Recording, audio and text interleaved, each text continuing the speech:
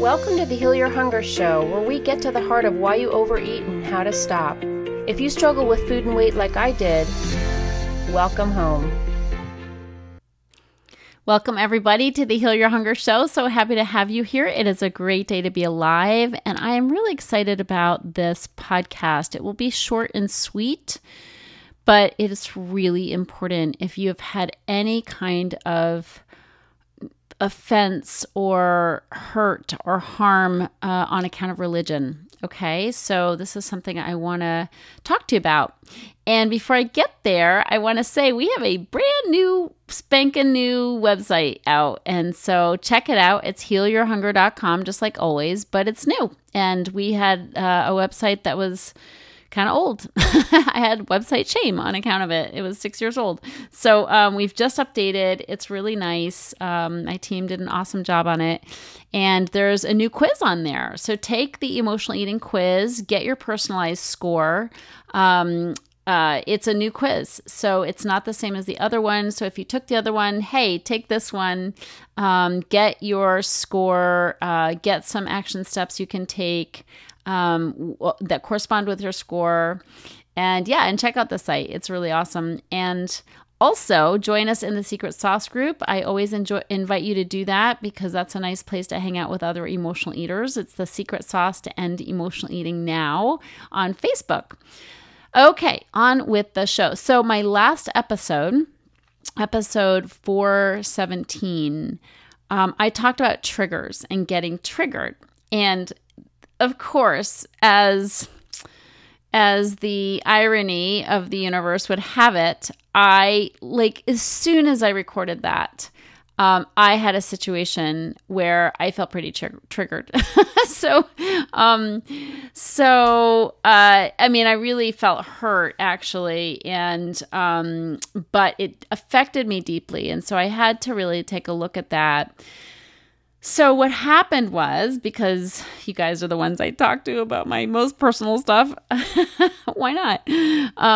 But I love talking to emotional eaters because we get each other. So if you're listening, hopefully you've come back because I get you. There's a beautiful alignment that we have as emotional eaters where the details of our lives may vary. We may come from different parts of the world, different races, different experiences in childhood, but the feelings are the same. And so that's the beautiful thing about Heal Your Hunger is we have women who are all, from all walks of life who are healing emotional eating. We even have a few men come along now and then that we try to serve as well. But the point is, it's like male or female, right? Wherever you fall in the gender scale, and wherever you fall on any other scale, there's a commonality amongst us. There's the feelings that unite us, and so that's just cool because I do everything in community. All my programs are done in community. Because the ladies in my community, they just get each other, they support each other, they provide incredible comfort, love, encouragement, but identification as well. Like we're all nodding our heads, smiling at the crazy things we think and say and do on account of being an emotional eater. So if you want some of that, definitely check out on the website and book a complimentary breakthrough session. Talk to one of the mentors about how you can be a part of that community because it is juicy, super supportive. And people are healing emotional eating because they have a step-by-step process to do so. Okay, so what happened? Oh my God, it's still painful to me. So I'm going to share this. Somebody who I consider family, although we're not blood related, but somebody I love very much, has over the past few years become extremely religious, extremely, in an extreme way, and somehow felt it was her role to tell me all about how I wasn't living according to righteous living. So I got some severe judgment and severe like expression of their judgments towards me. And it hurts so much. And so I don't even know, in my other episode, when I talk about triggers, I talk about there's also just feeling hurt, So if you're not reacting in a, some kind of triggered way where you're angry or lashing out or whatever, maybe you're just feeling hurt. And this was certainly a case of that. Although the hurt lasted a good while and still isn't totally gone. So it's caused me to, try to delve into that. Why does this hurt? And so, so when is it a trigger and when does it hurt? There's a very fine line there. So, but I do, so the situation was that I was judged, first of all, without a full knowledge of the situation, and I was not only judged, this person said some really harsh things to me about where I might be, headed, and so, like I'm going to hell, basically is what she said. And it was just really harsh and really, kind of a violent, like the most violent version of hell you can imagine. It was really terrible. And it was the crazy things that was said with, great intentions to save my soul. Which makes it trickier, right? But how it lands for me is ouch.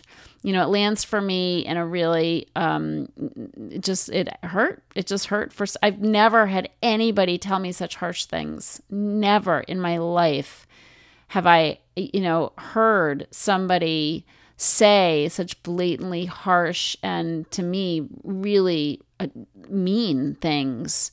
And I can't even quite fathom the audacity of somebody, feeling as if they were justified or, being righteous and telling somebody such things. So, the bottom line for me is it hurt because I'm sensitive. I'm really sensitive. As emotional eaters, we are sensitive. But I'm also anesthetized. I'm not overeating, so I don't have the anesthetic of food. I don't have the painkiller of food to cover up my emotions. And so when somebody, attacked me the other day, I felt very attacked and it just hurt. And so the good news is that I feel my feelings. The good news is I feel it. I'm not numb. I'm not numb. And the other thing is that I've done so much work on myself to get to this place where I am at right now, which is a place of feeling really good about myself, feeling really good about my relationship with God, feeling really good about all my relationships. So for somebody to come, out of left field and excoriate me, it was really painful because it's so far from what I feel. And because I'm feeling so good, I'm extra open. Because I'm feeling good, I'm extra childlike.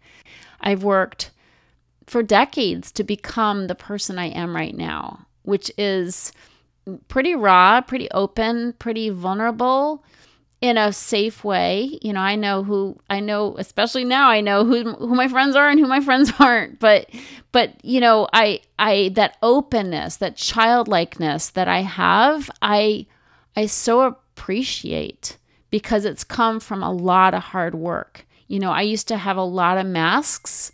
And I had walls around my heart. That's what happens when we get injured as children. We build walls around our heart. And those walls keep people out at first, but then they hem us in, right? They keep us trapped. And if you know what I'm talking about, which chances are you do, it's painful. It's lonely to have those walls around our heart because, as much as we feel like it protects us, it also keeps people from being able to be close to us. And intimacy is a big issue for us because of those walls we have around our heart, thinking we need that kind of protection. So I've worked for years to let those walls down. And I've had beautiful assistance in doing that. People who have loved me very much, who have proven to me that it's safe to let those walls down. And it's been trial and error. I didn't always have safe people to trust, or I might have mistrusted the wrong people here and there. But at the end of the day, I kept on trusting. I kept on opening my heart to the point where I like the vulnerable, open person I am now. It just means that I will get hurt. I will get hurt. And to me, I'm okay with taking that risk.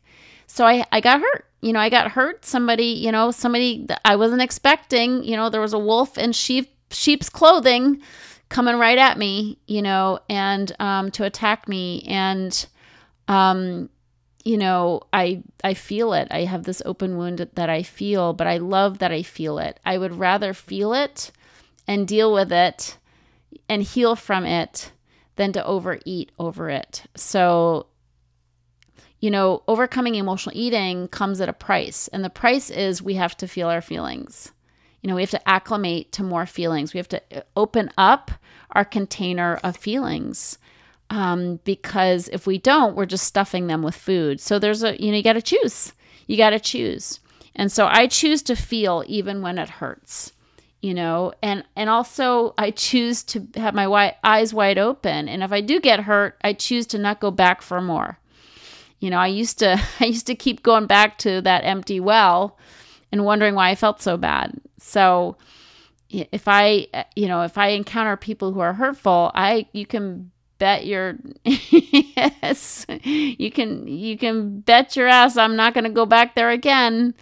I'm not going to put myself in that position again. If I can help it, it might happen again, and I'll deal with it if it does. But I do, part of being open and being vulnerable, it is being also discerning about who's safe and who's not safe. But I have my eyes open now because I'm clear, and my meditation and my prayer and all the things I do to get in touch with who I am and what my feelings are helps me be clear. There's so many benefits to the Heal Your Hunger way of life. There's so many benefits. And the big benefit is I'm clear and I can see red flags. That one came from left field. I guess not totally. I knew this person was extremely religious and I guess pretty passionate about it, which fundamentally I don't have a problem with. But I don't believe in attacking people and telling them that they're, the way they live is wrong and they're going to hell. I just don't believe in that. I don't see any God in that.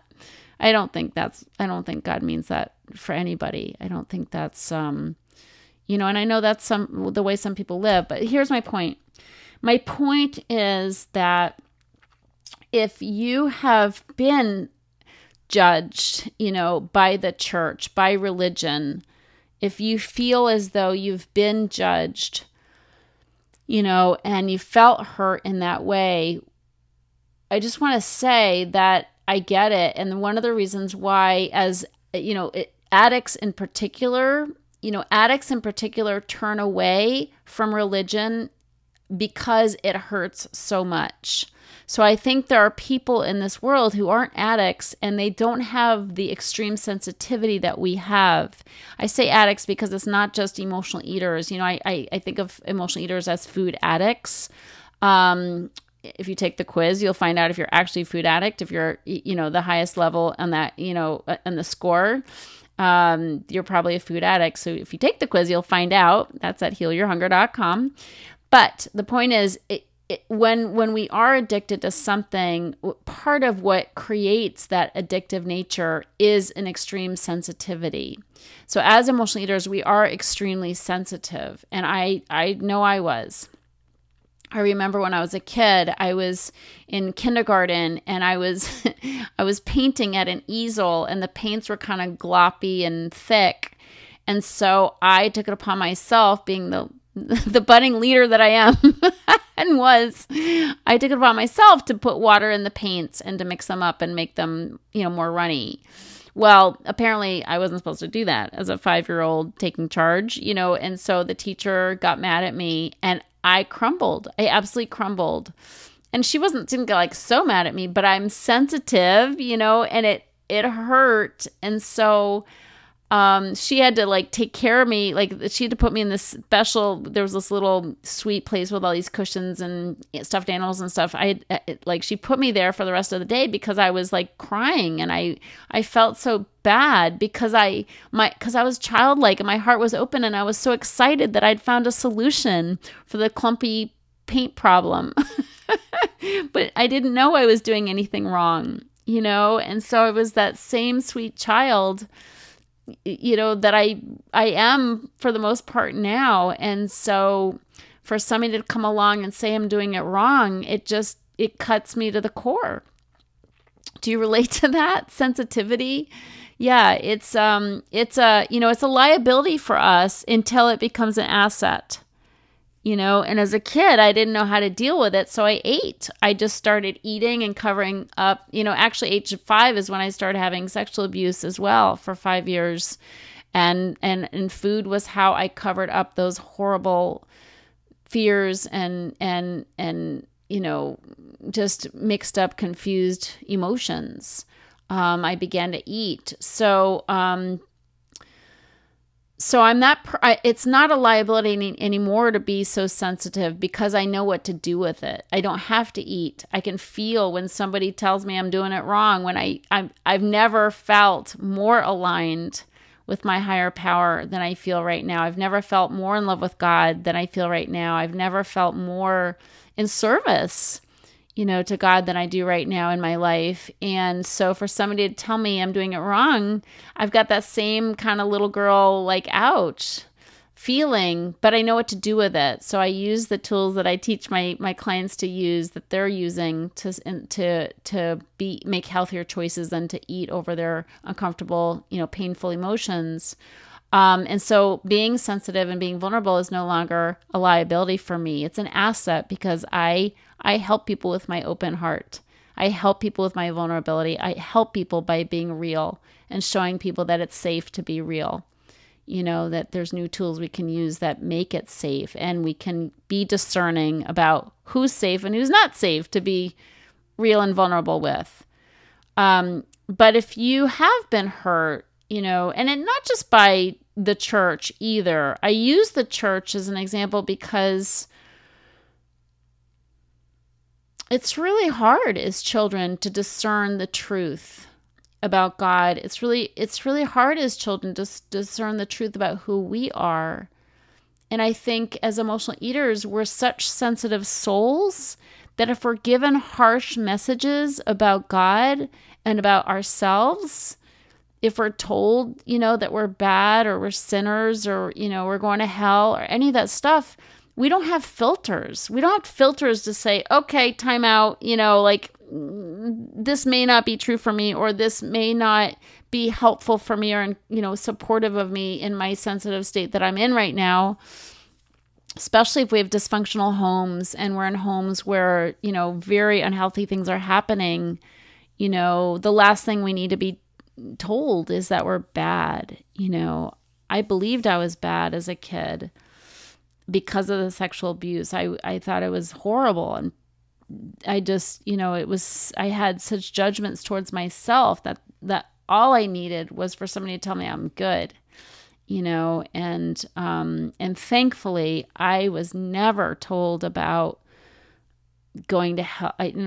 Going to hell or talking about hell wasn't even part of the religion I grew up with. And I'm so grateful for that. And after this thing happened, this person attacked me. I called my mom and I told her about it because I was really hurting. And she was really sweet. I have a really nice relationship with my mom now. I'm so grateful for that. But I thanked her. I said, Mom, thanks for never telling me I was going to hell. Thanks for never bringing God in as backup when you were angry. Thanks for not using God as a weapon against me, because that would have been so bad and hurtful, And she's like, no, we just wanted you guys to have good tools for living. That's what church was about. And granted, I didn't really connect with church as a kid. It was a little boring. There wasn't enough fun in it for me. In my New England, very kind of puritanical puritanical church, but nevertheless, there was good messages, good positivity, and no harming messages. And so I thanked my mom for that. I thanked her for that, because it's hard when we're emotional eaters to receive those messages and not have them go straight to our being, to the depths of our soul and really affect us. And I believe that our relationship with food is deeply connected to our relationship with our beliefs about God. And I'm probably going to be talking more about that because it's a topic I'm interested in and I think needs to be talked about. Anyway, I'm going to wrap this up by just saying that if you felt injured, if you had messages as a kid about who you were, whether it's from religion or from your parents or from someone in authority, and those messages were that you were bad or wrong or, like a sinner or going to hell or any of those things, impure, any of those things, I just want to say that if they caused you to turn away from God, I totally get it. That was a self-protection. That was a self-protection because it didn't make sense. Those messages don't make sense when you're a little sensitive soul. They don't make sense, and so, we do protect ourselves to get through, and I'm here to say you're good. And I think that that's what children need to be told, is that they're good. We may do bad things, we may do stupid things. And Lord knows I did a lot of stupid things as a kid. But I had a good heart and I was open at one time and I needed that openness to be nurtured, and so I think we owe that to children. And so as adults, if that was our experience, if we got those messages and they went deep, we have to sort that out in order to have a healthy relationship with food, because I believe that being spiritual can help us heal our relationship with food, but it has to be on a whole new basis. We have to have a new understanding of who we are and what our relationship is to a higher power or a spiritual source, whatever you want to call that. There's many names for it. You have to find your way and what works for you, what feels comforting to you, what you feel nurtured by and encouraged by. So just know that you're good. You're good no matter what. As a child of God, you're totally good, 100% good. And I think that's the message we all need to hear. And as emotional eaters, we certainly don't believe it about ourselves. We believe ourselves to be unworthy and bad and stupid and ugly and all those things, and we have to weed that stuff out because that's just crap. That's total crap.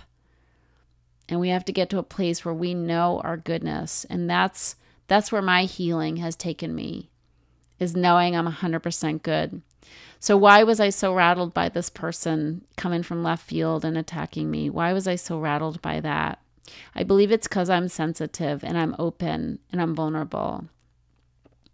And I feel like that little girl who, innocently put water in her paints to make them work better, who just was enthusiastic about finding a solution that everybody could benefit from, so I'm in that vulnerable place and I'm going to get hurt. I'm going to get hurt. I think I've carried that with me also because this is somebody that I love, somebody I have loved and felt close to. And so to have that kind of experience from somebody you feel close to, that hurts, right? So I can't say I was triggered as much as I was just hurt, and I'm dealing with it and I'm learning from it. So, and that's the best we can do is take lessons from our experiences so that we can have new experiences and better experiences. But I love you. You're good. I'm sorry if you got really harsh messages as a kid that left you feeling as though you couldn't get comfort, from spirituality or from an idea of God, and that there's hope. There's a way by which you can heal those old ideas and find new ones that work for you and feel comforting to you. But it's our sensitivity, to those messages that cause them to land so deeply within us. We don't have the filter when we're sweet souls, especially as emotional eaters. I think we're extra sensitive. So I hope that's comforting. I hope that explains some things for you. This is a conversation. I'm going to keep the conversation going in other episodes on this topic. So I hope you'll tune in. But sending you so much love because you deserve it and you're awesome just the way you are. And you deserve to feel freedom around food. So reach out if we can help with that. Until next time, be well. If you enjoyed this podcast and want to get free support, insider health info, exclusive invites to events, and more, visit healyourhunger.com.